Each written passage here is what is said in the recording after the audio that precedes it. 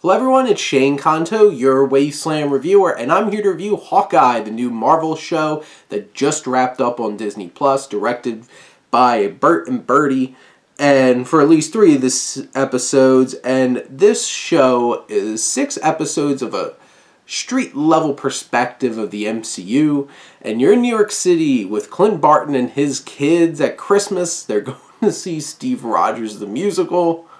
What? And it's so cheesy and so stupid, but it definitely feels like a Broadway musical of something that would be about superheroes.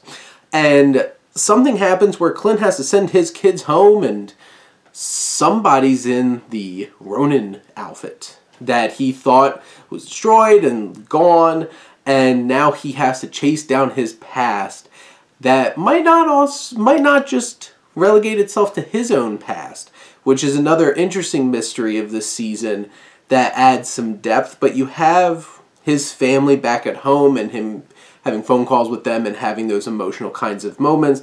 Clint is struggling because he's losing his hearing and he has to use a hearing aid, and he gets caught up with this young woman, Kate Bishop, and he is trying to put that Ronin side of things behind him, but the tracksuit mafia is after him, and Clint goes through a big emotional arc in this series, which I loved.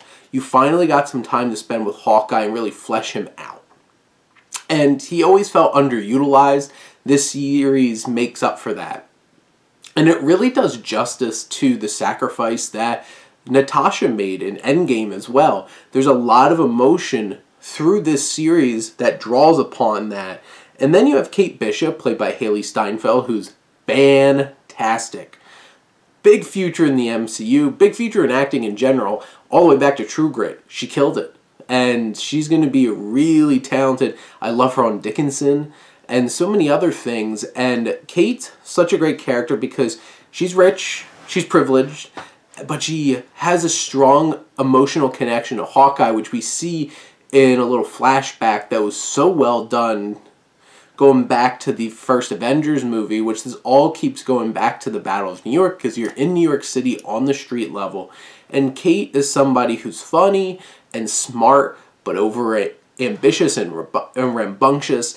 And the connection that she grows over the course of the series with Clint is so heartwarming. You have Vera Farmiga, who plays Eleanor, her mother, who's a bit of an antagonist from the start with how she's not quite happy with her daughter connecting with Hawkeye, putting herself in danger. She runs a security company, and her business associate, played by Simon Cowell, winds up being murdered at the end of the first episode, setting up this series of events of this kind of danger. And you have Jack, played by Tony Dalton, her boyfriend, who, oh, he is charming as hell, and this is exactly why everybody loves him on Better Call Saul, and he very obviously hitting nods to Jack Duquesne, swordsman, throughout the series. You have the villains, this tracksuit mafia, and like they're a bunch of goons, and some of them are funny goons, but like it's stupid and silly, and you know they just become a bunch of disposable goons by the season finale, which is like a big battle scene at Rockefeller Center. You see parts of that in the trailer, and you know it's just endless goons. But where it all heads up to is very interesting choice and was really cool and very exciting, but I don't know if they fully utilized that idea as well, and might have made it really anticlimactic in the season finale, which is really disappointing. But you do have other great additions like Yelena, played by Florence Pugh. First off, all of the flashbacks in this series work so well, developing depth for these characters, and Yelena is just an amazing addition here, and her emotional connection with Natasha being her sister and her confrontation with Clint are so fantastic. And you have Echo, played by Alaqua, who is involved in the tracksuit mafia. Her dad was killed by Ronin, and her battling and like she's deaf and using sign and everything. This character is so great, and I really enjoyed her in this series, and you get some really badass fights between her and Hawkeye and Kate, you have a fun group of LARPers who gets involved, and there's some fun comic relief and a little bit of heart thrown in there as well. The action in general is really exciting. There's a big, I think, episode 3 car chase, which was so fantastic, and they really make use of like the trick arrows and stuff like that in this series. And there's one particular like office battle between 2 young characters in this season finale that's just a lot of fun and really engaging and wonderful to watch. You have the comedy, which most of it works. Clint's really, like, his dry humor is great. Hailee Steinfeld really rocking as well. Yelena is a riot. She's one of the most charming characters they've ever put in the MCU. But, you know, some of the comedy falls flat. And then you have for the heart and emotion, there's some really big emotional beats for Clint, which really hit hard.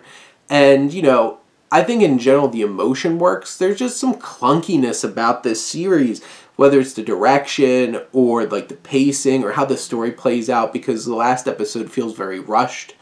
This is far from being a perfect show, and there's a lot of cracks in it, but I loved the street level aspect of it and the connections to the characters, even if some of our antagonists aren't the greatest. And, you know, it's that Marvel villain problem, I guess, rearing its ugly head. But I just wish that, like, I feel like the pacing of how the story went by felt really off.